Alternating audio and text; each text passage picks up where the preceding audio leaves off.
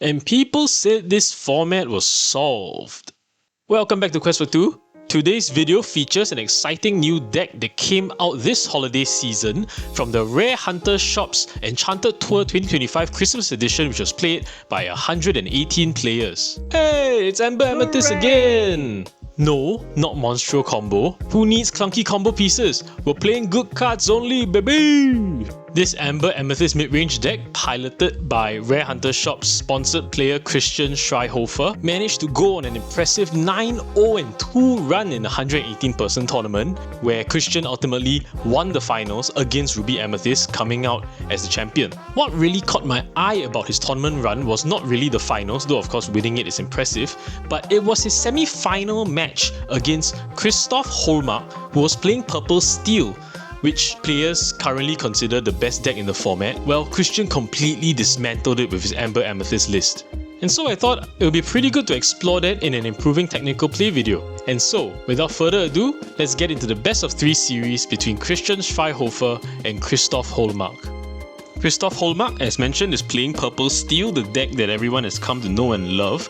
His version of the list appears to be geared for the mirror match, which is expected because Purple Steel is a very popular deck, by going slightly bigger. So he plays a full 4 Demona, 3 extra removal actions by way of he hurled his Thunderbolt on top of the 4 strength of the Raging Fire, a staple of the deck list.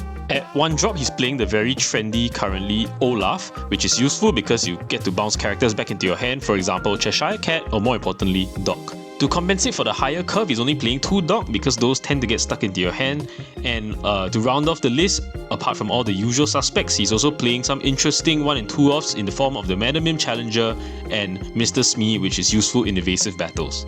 As for game plan, well, you know what the game plan is. Control the board early and often, use your songs to remove the characters, draw cards using your characters, and win the game through an overwhelming groundswell of characters, primarily your evasive threats, and potentially closing the game out with Giant Cobra. Over the Christian Schwaighofer's list, we can see this Amber-Amethyst list is pretty interesting. It essentially plays out like Blurple. He's trying to ramp on turn 2 with Lantern, following which essentially playing a lot of Amethyst cards that are high value, that draw, that are evasive, that also trade well, for example the Cheshire Cats and the Iagos and the single Madam Elephant. And the high end of the deck is the Hades and the Demona to help refill your hand, but more interestingly, to close games off, he's playing the Ursula, which when boosted is able to quest for 3, which is huge. The removal package is also pretty fantastic, with the 4 Horseman Strikes to take out evasives and draw a card, great against any other Amethyst deck, and also the additional 2 World's Greatest Criminal Mind to help take out large characters, for example against Sapphire Emerald, but even against Amethyst decks now that the Demona counts are going up, it's great against Demona as well. In my opinion, the reason to play this deck over something like Blurple is precisely because of World's Greatest Criminal Mind and the Horseman Strikes. Horseman Strikes is significantly superior to Into the Unknown because it doesn't give them an ink and you also do draw a card, and the cost of it not being a song, but still totally worth it. The last interesting tech choice is the 3 Mowglis, which I imagine is not for the Purple Steel matchup but instead against something like Sapphire Emerald, where you get to take out the Malicious Mean and Scary from their hand. And also lastly, the one-off Bagheera, which is probably just to fill a spot on the curve. Unlike Zan Syed's Monstro combo list, of course he's not playing any of the combo pieces, but he's also not playing Huey, he's only going for the 4 Lantern. While that might mean that he's significantly less likely to draw a piece of acceleration on turn 2, Christian did say in an interview during the tournament that the Lantern is good to play on turn 2, of course, but it's not essential to the functioning of the deck. And from the way he's built it, we can see why. He plays a bunch of 2 drops and a bunch of 3 drops, so he's not necessarily pigeonholed into ramping on 4 in order for his game to work out. The commitment to having a consistent curve-filling deck is so strong that, yeah, he's playing that one-off Bagheera. The deck's game plan appears to be pretty much the same as Purple Steel as Blurple. You play your characters, control the board, win the game with evasives, and draw lots of cards while doing so. So it looks like he aims to grind games out by being the slightly larger mid-range deck, which is always where you want to be in any mid-range battle. Overall, this looks like some very nifty deck building with very clever choices, with for example the 4 Lanterns only but also playing curve characters. So I'm very interested to see how this deck plays out in-game against the matchup that is designed to beat Purple Steel.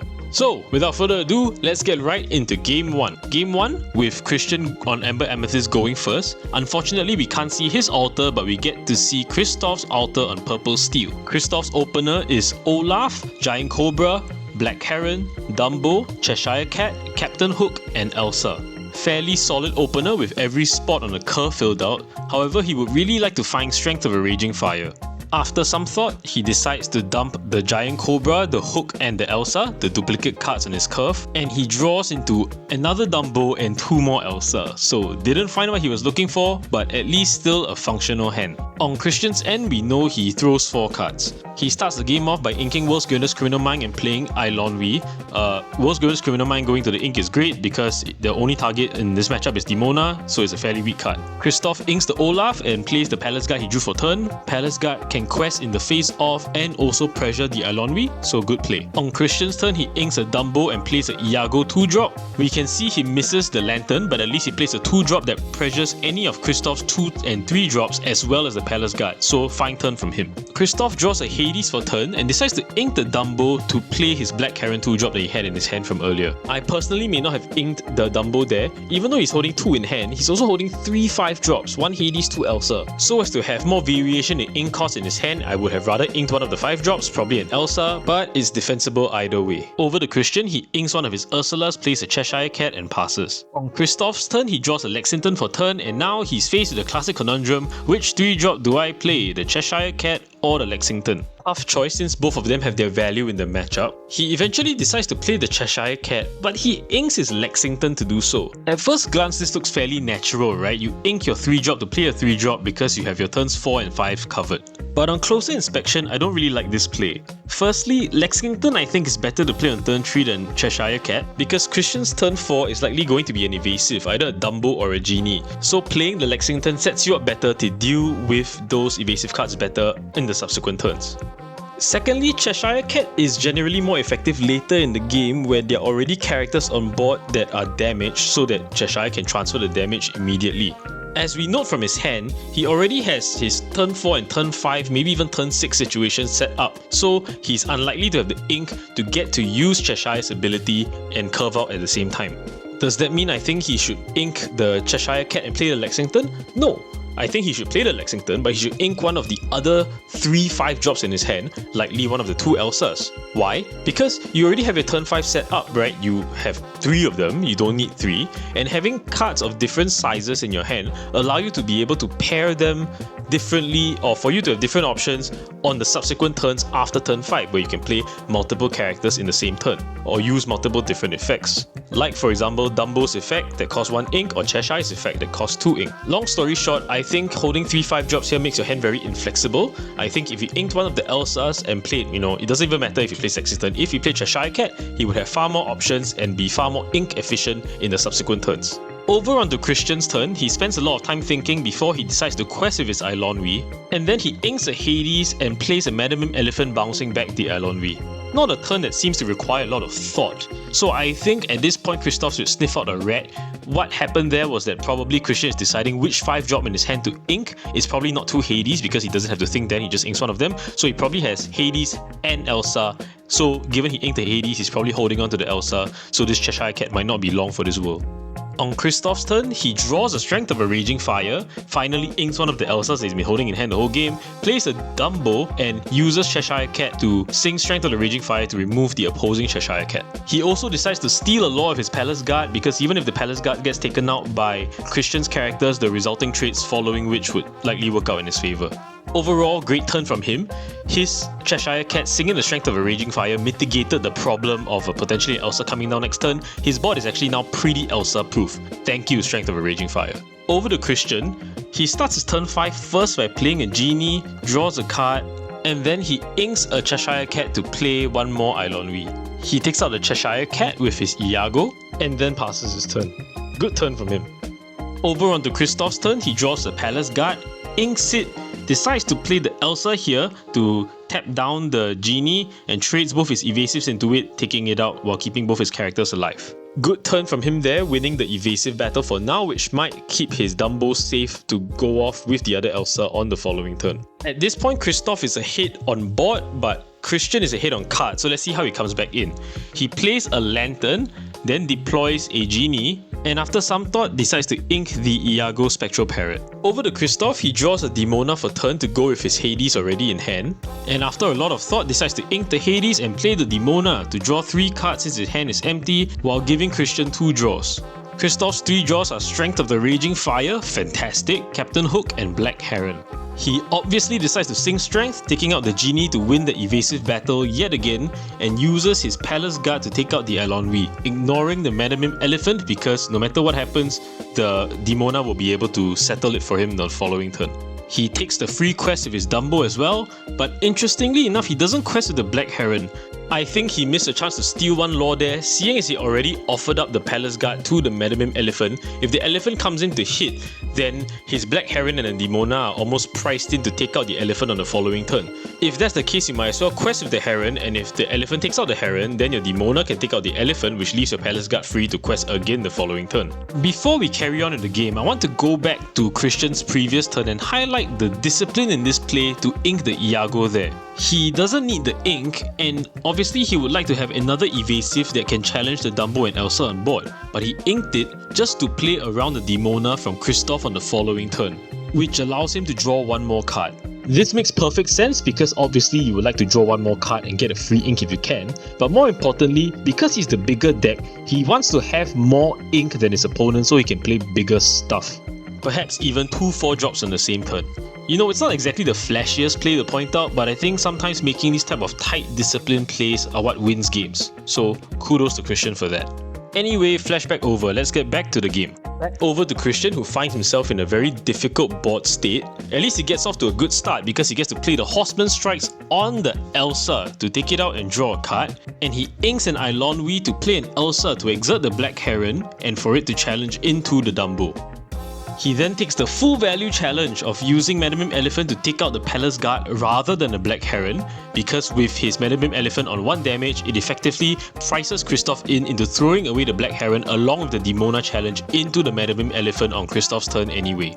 Over to Krystof, he plays out the 2 characters that he had in hand from last turn, 2 small characters, and he reveals the last card which he just drew this turn, and it turns out to be Strength of the Raging Fire, taking out what was left of the Elsa and allowing him to get the full board clear with his Demona and Black Heron.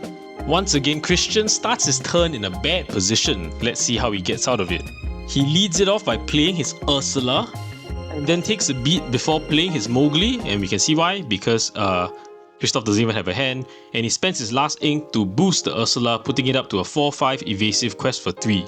Not a great turn from him, but if that's all he can do, that's all he can do. Over to Krystof, and he just flipped over his card onto the board. It's a Giant Cobra, and then takes quests with his Black Heron and Demona. Again, I think he missed 1 lore here with his Captain Hook. Since the Black Heron is questing, then the Captain Hook might as well quest anyway, since the Ursula can already take the Black Heron out for value. Christian's turn, he plays an Iago 2-drop, tries to use his Ursula to challenge the Black Heron to take it out for value, boosts his Ursula again in case he draws his one-off Madamim Elephant, but in any event, it's just good practice to boost every turn you can, and passes the turn. Over to Krystof, he flips his card into play, and it's an Olaf. He then decides to quest with his Cobra, add a lore, and then passes the turn. Again, I think he missed another quest here with his Demona. Yeah, you lose it to the Iago or the Ursula, but then after that, the board simplifies and you gain lore in the process. You're not dealing with the Iago any other way, so might as well quest. On Christian's turn, he reveals the 1 card he's been holding in hand for 2 or 3 turns is the Horseman Strikes, which he inks so that he can play a Demona, exert all of Krystof's characters, and both players drawing 3 cards. But it's totally fine because on this turn, he gets to take back the board. He spends his remaining 3 ink to play a Cheshire Cat, takes out the Giant Cobra with his Iago, takes out the Captain Hook with his Ursula, and uses his Mowgli to take out the Olaf. Goes without saying he doesn't take out the Demona because it doesn't unexert, and on Krystof's part, after spending a long time to think, he decides not to use Olaf to return the Demona back to hand. And with that single Demona, the balance of the game has completely shifted over to Christian's favour. On Krystof's turn, we can see his hand is Demona, Cheshire Cat, Smee and Olaf. He makes the only sensible play there is, which is to ink the Olaf, play the Cheshire Cat, pay 2 to boost Cheshire Cat, moving the damage from his Demona onto the Ursula, and spend his remaining 2 ink to play the Mr. Smee, setting up a pretty decent Demona next turn if the board allows for it. Back over to Christian, who spends 5 ink to play a Hades targeting the Cheshire Cat. Christoph elects to let him draw 2, he spends 3 more ink to play another Cheshire Cat, inks an Iago, crashes into the Demona with his Demona, and spends his last 2 ink to shift damage from the Demona onto the Mr. Smee using his first Cheshire Cat's boost. A nice efficient turn from Christian, taking advantage of the fact that he has a lot of ink. On Christoph's turn, he draws a Captain Hook to go with the Demona, and it looks like he's in a pretty rough spot. After spending a lot of time to think whether he should ink the Captain Hook or play it, he decides to play it, which I think is probably correct. He needs to conserve his resources. And he plays the Demona to let him refill his hand back up to 3 cards, but allowing Christian to draw 1. Unfortunately, he's not really able to take advantage of the exert from the Demona. The best thing that his Cheshire Cat, the only ready character, can do is to crash into the Demona that's already exerted. He passes back to Christian, who leads off his turn by first playing a Genie to draw a card. He spends 4 more ink to play a Dumbo, and the remaining 2 ink to play a Junior Woodchuck Guidebook. At this point, we can see the card advantage train is rolling, he's full of resources, he's playing cards, they draw more cards, he's in a really good position. Back over to Christoph, he draws a Madam Mim Challenger to go with his 2 Hades in hand. He plays one of the Hades to target the Dumbo, and Christian very wisely decides to bottom the Dumbo instead of letting Christoph draw 2 cards. He then plays the Madam Mim Challenger from his hand and passes the turn electing to hold on to the Hades. Back to Christian, who leads off by sacking his Woodchuck Guidebook to draw 2 cards. Then he plays an Elsa to exert the Hades, banishes the Hades with both his Hades and Elsa, boosts his Cheshire Cat to move damage from his Elsa onto the Captain Hook, and he inks another Horseman Strikes to play the one-off Bagheera. It's interesting he decides to ink the Horseman Strikes there given he has 2 more cards in hand, but I think at this point he realizes he's not really afraid of a Genie or an Elsa or a Dumbo anymore. He's just going for characters only to try and close this game out as fast as he can. He also quests with his Genie, bringing his lore total to the massive number of 3. Winning this game is going to take quite a few more turns. On Christoph's turn, he draws a card that would allow him to start clawing back into this game, the Dog, to go along with his Hades in hand. He plays the Hades, targeting the Genie, and Christian very swiftly decides to bottom the Genie rather than give him the 2 cards. Thereafter, he plays his Dog with no cards in hand to draw 2, and he draws a Lexington and a Giant Cobra. Solid cards, but not exactly what he needs right now. After that, he crashes his Madam Mim Challenger into the Hades, taking both of them out, and after some thought, passes the turn without questing with his Demona. I think Demona should quest there. I mean, he can't really get punished by any Cheshire Cat damage movement, it just, will trade for 2 things, so it's a perfectly safe quest, and he needs to try and simplify the board and force Christian to get away from these Cheshire Cats if possible. Christian's turn, as we saw, leads off with a Woodchuck Guidebook to draw 2 more cards, holding him super far ahead on card advantage, and by the way, he also already has a massive ink lead. He continues by playing a Lantern, playing an Ursula, boosting the Ursula, and quests with his evasive Elsa, putting him up to 4 lore and passing the turn. Over to Christoph, who plays a Dumbo and a Lexington. And now, finally, after seeing the pressure mounting from the Ursula coming down, he finally decides to quest with his Demona, bringing his lore total to 8. He then makes the curious decision of inking the Giant Cobra and passing the turn. I think you might as well just hold the Cobra there, you have more than enough ink anyway, but all's good. Christian leads off his turn by playing what I believe is his last Horseman Strikes to take out the Dumbo, spend some ink to play a Dumbo of his own. His Elsa uses Dumbo's ability to draw a card and add a lore. He boosts his Cheshire Cat to move the 1 damage from the Elsa onto the Demona, and then spends 2 more ink just to play 2 more 1-drops there.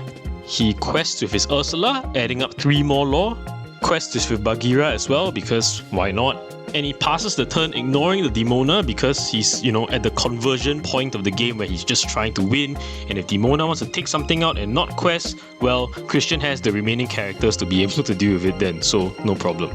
Over to Christoph, he draws and plays his big finisher, the Palace Guard. He laughs and sighs and stares at his sad board position. I think he knows he's lost. I think Christian knows he's won. It's just a matter of seeing if he can put a spanner into the works and for Christian to try and close this game out as safely as possible from here. Unfortunately, all he can see at this point are all his trades going awry because there's kind of no good option for him, so he just passes his turn and does nothing. This is obviously wrong, but also even if he did what was right, I don't think it would have saved the game anyway. From this point on, we can just fast forward to the end. On Christian's turn, he quests a bunch, uses Dumbo a bunch, plays more cards, deploys basically everything he has in his hand that can quest the following turn to deliver the Alpha Strike quest for lethal. He even quests out with his Cheshire Cat because it doesn't even matter. And on Christof's turn, he draws a card, nothing he draws will save him there, he scoops it up. So we can see from the game how the Amber-Amethyst deck beats up on Purple Steel. Yes, you take your lick in the early turns because Purple Steel is very good at piling on early pressure using Strength of a Raging Fire and playing, genies and so forth. But by playing the larger deck that has more value generating cards that draw more cards, like for example the Woodchuck Guidebook, then there will come a point where you will have more resources and more ink than your opponent. So even though you're losing on board, you can find a turn where you can set up a situation where the board reverses into your favor, using cards like Horseman Strikes, using cards like Demona mainly, and also Elsa. And once you take that board lead, you keep it by making very board positive plays and playing more cards that draw more cards in order for you to build this overwhelming advantage that at a certain point the Purple Steel opponent just can't overcome. Thinking back to that game again, Christian played out the strategy that his deck demanded to perfection. The early turns, he took his licks, he just, set up the board as best as he could, try and remove as much as he could, and when he found the opening to play the Demona, he did. He took the board back and he never let it go from that point forward. He kept inking, he kept finding the time to play cards that draw more cards in order to fuel more ink, which also allows him to gather more resources in the face of the opponent's 4 Demonas. Part of Christian's mastery of the deck, and this is where the technical play comes in, was in his choice of inks. If we look at the game again, we can see that there were many positions where he inked a card that would maybe be useful, but he decided to ink it in order to play around the opposing Demona should it come down, so that he can add more resources by drawing one additional card. But he also was very conservative in what he chose not to ink. For example, he held on to the Horseman Strikes for basically as long as he could, so that should the opponent play a Genie or play a Dumbo that could start putting on pressure, he has the immediate answer that's able to take it out. And yes, while Krystof did miss some lore here or there, it wouldn't have been enough to swing the game even if you added it all up, and that's down to Christian having a very tight leash on the game by depriving his opponent of chances to take lore in great amounts, such that at the end of the game, he wasn't really in danger of losing. If we zoom through game 2 quickly, we can see it's pretty much the same story. Christian misses Lantern on turn 2 as well, but that's fine because he has the Iago. And they both continue to just develop their characters. In this game, Krystof also has the Strength on turn 4 sung with his Lexington. But Christian, unbothered, just keeps playing his cards, drawing more cards, playing genies and so forth. He sees a Cheshire Cat, which creates some problems for him in terms of putting pressure on in future challenges, so he uses the Elsa to take it out. And here at this point, Krystof doesn't really have much cards in hand anymore, he kind of just has to watch Christian do things. But right here, Krystof manages to land a Demona, which refuels him. But unfortunately, the exerts are not useful because he doesn't have any evasives on board. Christian has done a good job of managing that and winning the evasive battle. They continue to keep deploying the resources, trading down. At this point, Christian has set up an Ursula that's able to quest for 3 every turn, but Krystof is also a fairly high lore total at 11, which is a contrast to the earlier game. They continue to trade, but at a certain point, the Purple Steel just can't draw as many cards as the Amber-Amethyst deck, and the Amber-Amethyst deck is able to flex this additional card advantage by just having more ink and having more expensive characters. This is the big turn where Christian manages to take the board back completely by using Horseman Strikes and Elsa together with the Ursula to challenge, and from this point on, the game's pretty much a wrap. He has significant resources, he has Dumbos that are able to draw more cards, whereas Krystof is only drawing 1 card a turn. He also manages to have a fairly high lore total because of the Ursula played much earlier, so he can close the game out fairly quickly. And it's almost close to the end, and at this point, Krystof just concedes. So, we have a fantastic new deck that looks to be able to challenge Purple Steel's place on the throne as king of the format. And unlike the Monstro combo deck, which is relying on hitting certain cards at the right time, drawing them in the correct pockets, not being forced to ink something you don't want to, this Amber-Amethyst list, basically all the cards are good, all the cards are replaceable and interchangeable, so it looks to be slightly easier to play and slightly more stable.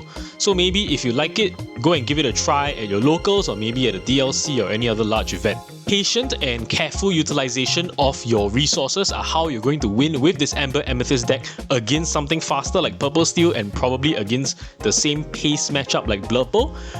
I have yet to see, and I think we've yet to see how it fares against something bigger like Sapphire Steel or Sapphire Emerald. It looks to me in the games that I've played that it struggles slightly in those matchups, but you know, we shall see.